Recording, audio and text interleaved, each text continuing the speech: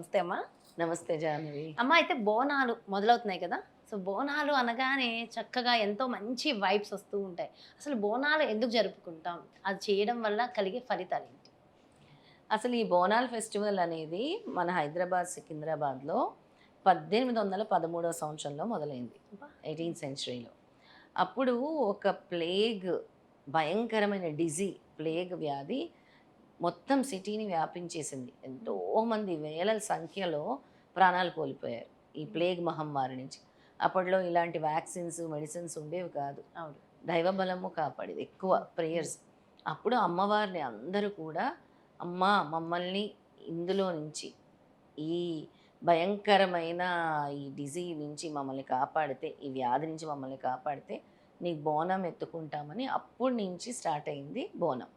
అమ్మవారికి కృతజ్ఞత తెలుపుకోవడం, thanks giving అని అంటాం మనం ఇప్పుడు ఇంగ్లీష్లో.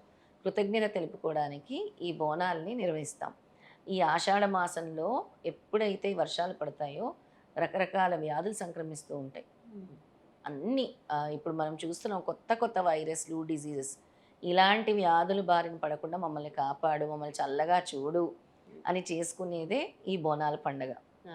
తల్లికి బోనం ఎత్తుకొని తీసుకెళ్ళి అక్కడికి వెళ్ళి అమ్మవారికి చీర పెట్టుకునే వాళ్ళు చీర పెట్టుకుంటారు. బోనం చేసి ఎత్తుకునే వాళ్ళందరూ బోనం ఎత్తుకుంటారు. అసలు ఎంత కనుల పండగగా ఉంటుందంటే జాహ్నవి, ప్రతి ఇంట్లో కూడా బోనాలు జరుపుకుంటుంటారు తెలంగాణ బోనాలు మొత్తం. అనగానే తెలంగాణ ఆడబిడ్డలందరూ కూడా చక్కగా బోనం ఎత్తుతారు. చక్కగా అది సాంప్రదాయంగా. చూసి చాలా మంది ఆంధ్ర వాళ్ళు కూడా ఇన్స్పైర్ అవుతున్నారు. అవును. అంటే కేవలం ఆంధ్ర వాళ్ళనే కదా, చాలా మంది మేము కూడా బోనం ఎత్తుతామని అనుకుంటున్నారు.